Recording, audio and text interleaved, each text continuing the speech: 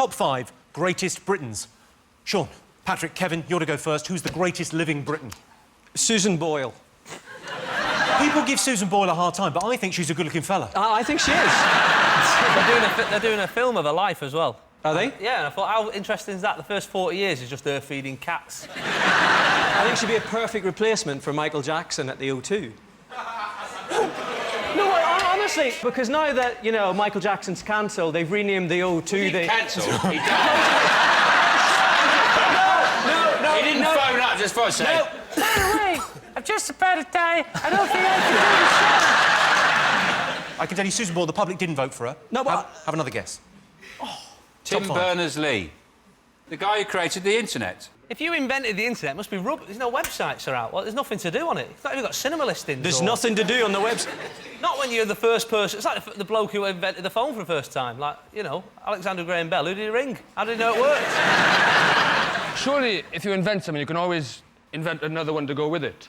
What, invented two? I think he invented 2 phones at the same go. Yeah. So Jason...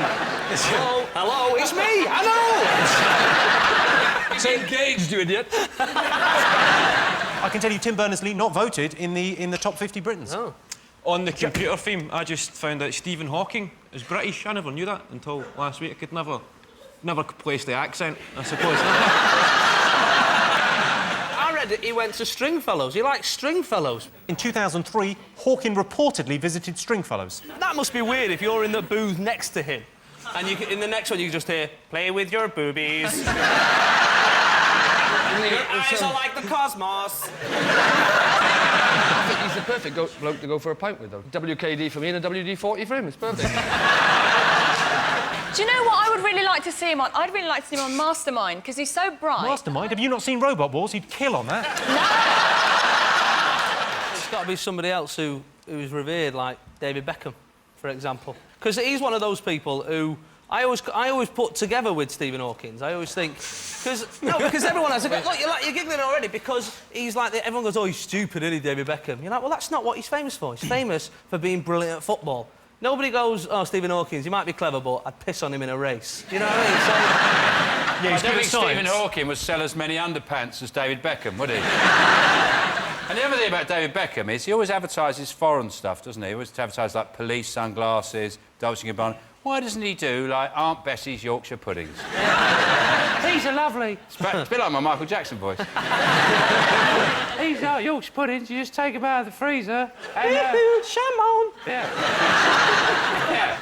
I like seeing proper fat blokes with Beckham on the back of their England shirt.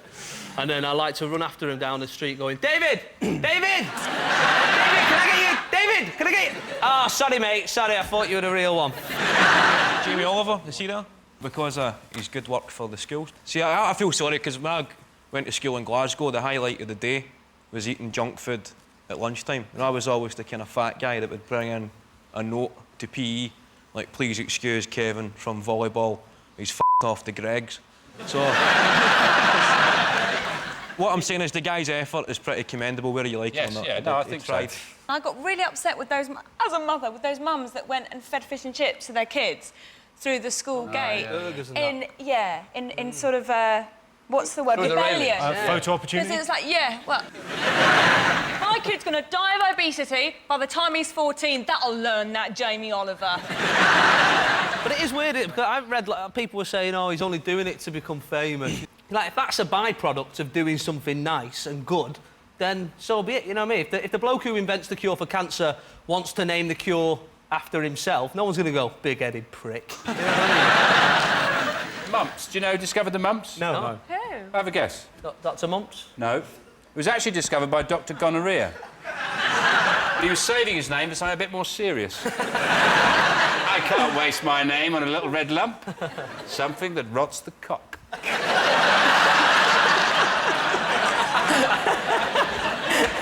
I can tell you, Jamie Oliver is not in the top 5. Ooh. Over the years, Jamie has helped popularise certain phrases, like pucker, lovely jubbly, and is there anything else on?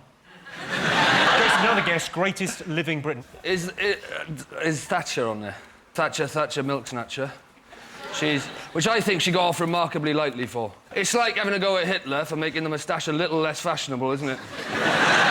It's like saying Hitler, Hitler, now we can't have moustaches that are littler, that is. But I bet she's on there, that odious old toad. I remember when I was a kid, we weren't allowed that soft, whippy ice cream because she invented it, apparently. Margaret Thatcher invented... You got the same Margaret Thatcher? I'm telling you, her and Dr. Whippy, they got together and she invented soft, whippy ice cream. She was part of the team that discovered that. Was this before she was Foreign Secretary? That is real. That is real. Have a look. Google it when you get home. Look, that woman's nodding. That woman's nodding, and she's not mental. Well, the Queen must be up there, surely. If she doesn't win this poll, then this show is guilty of treason, isn't it? Yeah. The royal family apparently cost Britain 69 pence per person per year. Surely we could get somebody to do it a bit cheaper. Outsource, get some cowboy people in. Get a call centre in India to do it. She's pretty cool as well for her age. Like Barack Obama gave her an iPod. He gave her this lovely present, this really well thought out, like an iPod with loads of pictures of when she'd visited America and some music from Broadway musicals and stuff. And she gave him a picture of her and Philip. I've been in that situation where someone's come round with a gift and you've not got them out. You know, they give you something nice, you go, oh, well, I got you this remote control for our telly. Well, let's have a look and see whether the Queen was voted one of the 5 greatest living Britons. She's in at number 2. Yes, the Queen was voted the 2nd greatest living Briton. The Queen is 80 years old, but she looks remarkably well for the most privileged woman in human history. Fingers on buzzers. Cowell, we haven't said Cowell properly, have we? Simon Cowell in The Greatest Britain. Yeah. He was voted 33 in the worst Britons, and his first 20 were serial killers. Times have changed. You know, Britain's Got Talent is supposed to show us that any talentless dick can make it big, and he's an ambassador for that, isn't he? Well, let's have a look and see whether Simon Cowell is one of the greatest living Britons. No way. God, he is. Yeah. Simon Cowell was voted the 5th greatest living Briton. Through his television work, Cowell has amassed a £200 million fortune. Throw in the profits from Leon Jackson's album, and he's never short of change either. Simon Cowell spends £500,000 every year on his own personal security. £500,000 on personal security. That is an incredible amount of money. Has Simon not considered being less of a J.K. Rowling. I always find it amazing with Harry Potter books that they're sort of acceptable for adults to read on the train or whatever. And I think, except when I do a bit of colouring, you know what I mean? A bit of colouring. People look at me like I'm mental. Don't laugh, he doesn't go over the lines. He's very good. My nephew's only 7. He came up to me and he goes, Shappy, can we play Harry Potter? And I said, of course we can, my darling. And I locked him in the cupboard under the stairs. Didn't you say Dumbledore was gay? Yeah. I've seen the films and stuff, and you wouldn't, you don't know he's gay. He's not like he's mincing through the corridors like, oh, Harry, look at your massive wand. Oh, seriously. I'm going to go and order the next series of Queer as Folk off Amazon. See you later. Like... Well, I think it's impressive that she had the idea for Harry Potter on the train from Manchester to London. Now I've been on that train, and I took one look around the carriage, and the only idea I had was to get off at Preston and lie on the platform and punch myself to a pulp. All this stuff about she was really poor and she had to write it on a napkin on a train, or she wrote stuff on a sick bag on a flight. So she can't afford paper. She can afford a bloody flight and a train, though, can't she? Oh, she's so poor, she had to write it on the back of her receipt for ski hire in St. Moritz. Well, I can tell you, you're absolutely right. J.K. Rowling is up there. Yay. Well done.